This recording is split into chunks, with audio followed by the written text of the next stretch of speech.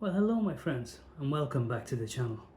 It's only the second second video. So today what thought I'd do is, so the last time I took you for a walk in the local park nearby. So today I thought I'd actually show you around where we work. This is actually a small little English school in the suburb just outside Tokyo. And this would be stereotypical language school in and around Japan, albeit this one actually is a little bit more organized and may look a little bit tidier. Some of them leave a lot to be desired. Okay, so what we are in now is we're in the main teaching room. So that is, the camera won't turn again. All right, so we're in the main teaching room. So here we go, and I'll have you quick look. So this is the main teaching. As you can see, it's quite small because spaces are a premium in Japan. So this room would normally, currently the setup is for 4 students, 3 students and the teacher, but we can actually put another 2 students in here, but I prefer to keep it at 3 students. At a push I'll put in 4, but mainly 3. Mostly because it's easier to get the students to talk. It's easier to get the people to actually converse. And man-to-man lessons, where they're great, but they do have one big problem. If one student leaves, you've got a massive big gaping hole in your income. Whereas if you have a class with 3 to 4 students in it, one leaves, you still have income.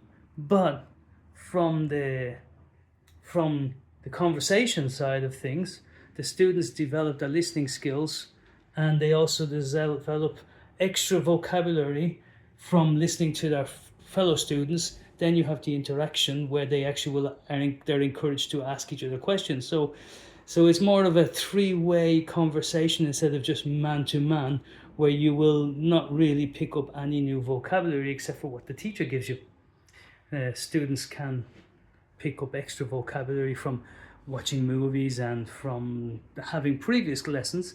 When they introduce that into the class, the other student gets to hear that as well. So that actually does help. So help the students. So this room, as I said, this is mainly the main adult teaching room. We also do high school and junior high school in here.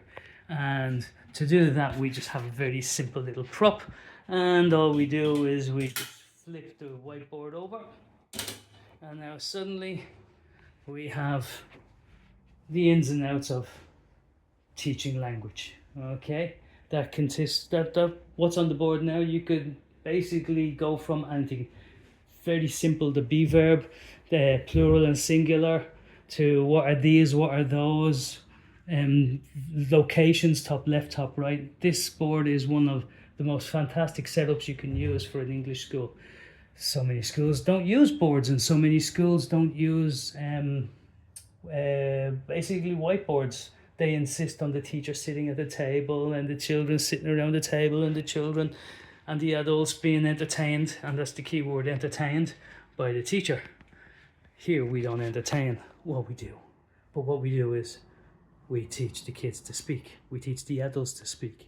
So, oh yeah, and there's always room for a guitar in a corner. Every school should have a guitar. And of course, the class calendar. So, yeah, that would be the yearly schedule. All yellow is holidays.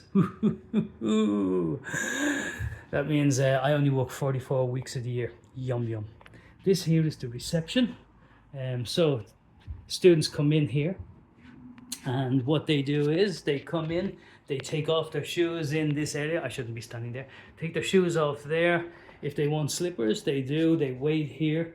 We use the alcohol to make sure that they've germ free when they come in, because there is very tactile games going on. Lots of books for them to sit and read if they so choose. But these days, most kids just want to sit and play with their mobile phone. God knows. Anyway, this is where the reception usually sits, with our schedule, printer, phone, all the usual paraphernalia of running a school. We do kind of, these little blue things up here, they actually don't do very much. They give the impression of silence and quietness inside a room. They muffle the sound a little bit, but it just gives the feeling that you're in a closed space, so it makes it easier for the students to talk, especially the little ones, because if they see things and lights and flickering going on in the opposite room, they do tend to lose focus. Yeah, we just got some small little slogans on the wall. I don't understand. Wait a minute. How do you spell chicken? Let me think. How do you say something nantoka in English? Could you repeat that, please? Can you say that again? Excuse me. And then most children in Japan are really confused by this, because this would be the tables, and it goes from 0 all the way to 12. In Japan, it only goes as far as 10, so the bottom two are never there. All right. Let's see. So the office here. Now this is where the kids class happens. So one moment, and we'll go into the kids room. So this is the kids room, and it's all set out as it's kind of kid friendly, kid proof. Hold on, I turn on the lights. So there's enough there to stimulate everything. So they have the alphabet on the wall. There's an air con. There's also an extractor fan, just in case it's getting somebody has a cold. We throw that on to suck out all the germs. This basically goes through everything from numbers to colors, to how many numbers to how many colors, what's different. We have single bidoshi and single B verb to plural. You have just so many things. We deal in phonics. This is where the children normally sit. They only sit down at the chairs when they're between Ichinensei, first grade, and second grade. After third grade, we just all encourage to sit on the floor.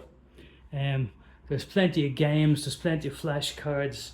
Of course, we need to have the air cleaner. This here is an interesting little board that we just made. And it's just hello, today is a good day. And then we have the verb with the past tense.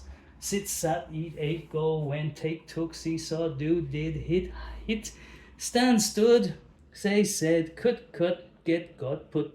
There's room for some more irregular verbs down there, but we don't bother with the regular verbs because we teach them straight away that it's just d. All these games, nothing here. So when we teach, the children may believe that they're playing a game after we've done our book study, but because the games all have to be played in English, they think they're having fun. I think they're learning. Anyway, so this is the classroom. There's only 2 rooms, and it keeps us busy. And this would be the view outside. So it's a bit of a noisy road, but once we close this window,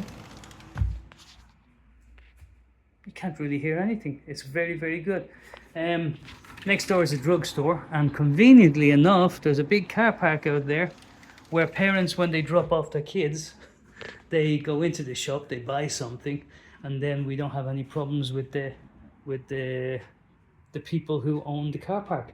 The front of the school is where we're at ground floor, which is also very rare. Most schools in Japan, well, in Tokyo and Saitama, will be on the 2nd floor, 3rd floor, basement, because it's cheaper to rent. So we're here, and we're basically straight out onto the road. Oh, some poor kid left his umbrella outside. Yeah, so I say we've got a nice wide footpath, so the kids are safe when they come in and out. We also do teach Japanese with our local Japanese teacher who doubles as an English teacher when she's not teaching Japanese. Anyway, this is the school. This is our world. So this is why every now and again I will take a walk up to that big park and remember to bring my hat and possibly, hopefully, my sunblock. Anyway, I hope you enjoyed that. That's a quick glimpse into what a school is like, an English language school. We do a combination of language and we also teach culture. So for example, please hand me that. Don't throw it at me because, well, I'm not a dog. Anyway, thanks for watching. Hope you enjoyed it. If you do like it, do us a favor. This is just a hobby. It's not This channel is never going to go anywhere. It's just a hobby. It's just me showing off life in Japan. Yeah, there might be a few more things.